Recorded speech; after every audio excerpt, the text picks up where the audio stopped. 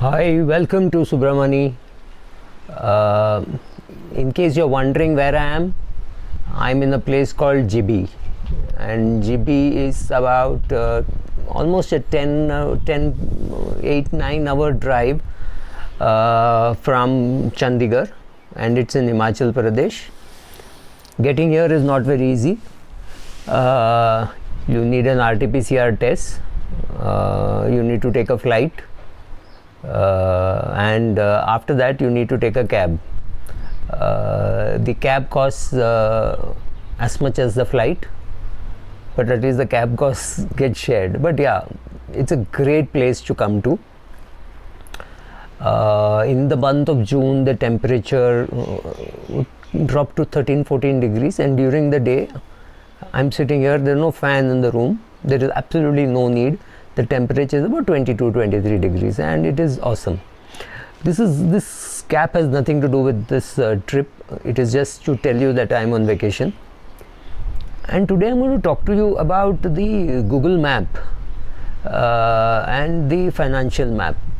See, when you go to a financial planner and you're 22 years of age, let us say you went to a financial planner who said, okay, let us plan out a few things. Let's plan out, you'll get married at 28, you'll buy a house at 35, etc., etc., and you'll retire at 60.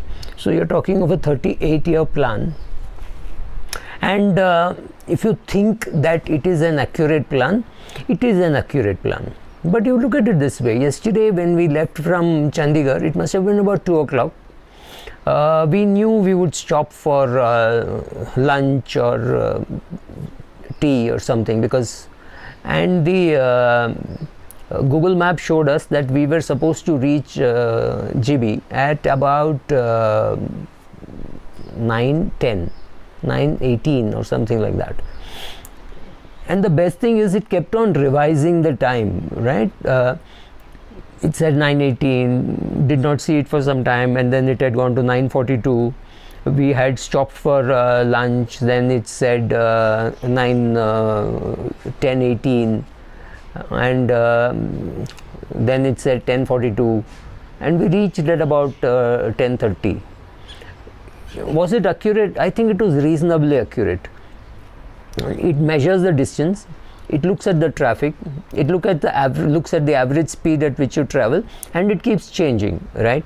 Now, what happens in your financial plan? Exactly like that. Even assuming you start a financial plan for somebody at 45, and which means you have a shorter journey, just a 15-year journey, and you say, okay, this is the return that you will get. You make assumptions of everything. You make an assumption on how the career will move, how that person will be able to contribute, what is the return they'll get in debt, in equity, whether that person will panic, whether you don't know whether there is going to be a COVID. You don't know whether there is going to be something like COVID. You also don't know whether the client is going to panic because of a COVID and say, oh, just remove all the money from equity. Right? You don't know anything that's going to happen. You also don't know whether in March 2020, if somebody had told me that the market will hit an all-time high in 2020, I would have laughed at it. I would never have believed it. It was too good to be true. But everything happened, right? So that is what Google does. Google is a fantastic technology. It looks at the whole map. It does the relevant speeds checks. It finds out at what speed you're going. It keeps constantly mapping and saying you will reach at 9, you will reach at 9:10, 9:15. It doesn't know that you're going to stop in between for a lunch. A person could take a break in doing an SIP. Equity markets could take a break in going up, stay stagnant for some time. Advisor cannot estimate everything. He can estimate perhaps average speed. He will not be able to estimate that you are not going to contribute, or he will not be able to estimate that something happened to you and because of which you are unable to contribute, or some other goal came up which was more urgent. Definitely not more important, because the most important goal in anybody's life is to create a corpus for retirement. All other things you can borrow for a child's marriage, you can borrow for a child's education, but you really can't borrow for retirement. Retirement money has to be your money. And it is in retirement that again you are unable. Why do you, suppose I tell you you need 5 crores for retirement. how do you know that you require only 5 crores, and do you know really that 5 crores is sufficient or not sufficient? Because something could go wrong, and you don't know how far the distance is, you do not know when you will retire, you do not know what will be your super unexpected expense at retirement, you do not know whether some illness will be such that the company will refuse to pay the insurance claim. With all these uncertainties, when you plan, it's very difficult to say exactly what time you will reach the destination, and that's how so you have to sit with your financial planner and update your plan regularly. As long as your financial planner knows your broad goals and knows that okay, you will have enough money at the age of 52 or 53 or 54, and then things will happen, then that's fine. But to be able to perfectly say what will happen and say yes, you will reach at 10:22 and you reaching at 10:22 does not happen, even in with a company like Google with such fantastic technology, ability to predict, artificial intelligence, all that is in place, right? And they are unable to give you the exact time in a 7-8 hour journey. To expect that your financial plan will be accurate it's a very nice expectation, but almost impossible to achieve. It's also impossible to achieve because every factor there is not subject to subject to some change. Your car could break down, right? Similarly, you could take more time at lunch. Somebody could have an upset stomach and could spend some time vomiting. So Google plan is not wrong, but some mistake happened in your journey. I'm not saying such mistakes should not happen. Such mistakes will happen. Google does not know any these factors. Google knows some factors. It knows how much is the traffic. So it tells you here there is going to be an orange color or a red color. The red color is the traffic. The orange is when I saw orange, I thought it would be traffic, but it was just that in those places the road was bad. So it was taking more time. But that is anticipated by Google.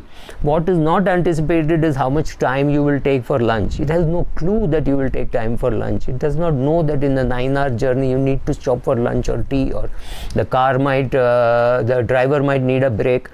All these have to be factored in. That is exactly, and everybody is human. The financial planner is human, you are human, the markets are, markets are markets, interest rates can change, international situation can change. With all these factors, don't expect too much accuracy. But now I said it could be accurate, I'm saying it may be accurate, sometimes it can't be accurate. Does not mean you don't need a plan. You need a plan. We knew approximately how much time we will take, we did our breaks, and with all that we achieved our goal of reaching, right? We knew approximately how much time we will take. Some of it was our mistake that we took a break for lunch, some of it was the mistake of Google, some of it is circumstances changing. If suddenly there is an accident and the whole traffic is held up for half an hour, there is no way how Google can anticipate that. So here this is not something on Google Maps, but compare your financial plan to a Google map and understand that a financial planner cannot give you too much accuracy. He can give you broad guidelines. You have to do your bit right. The market you have to be lucky that the market does its bit right, and if all things go to plan, you will be able to retire at 54 or 55. Don't put a gun on his head and say ye bola tha. May or may not happen. When you go on the first day, he does not know you, you do not know him. Slowly after 4 or 5 years, he may say this is more accurate, this is less accurate, and things like that. That is what I wanted to say on a vacation like this. Hey guys, have fun. Thank you.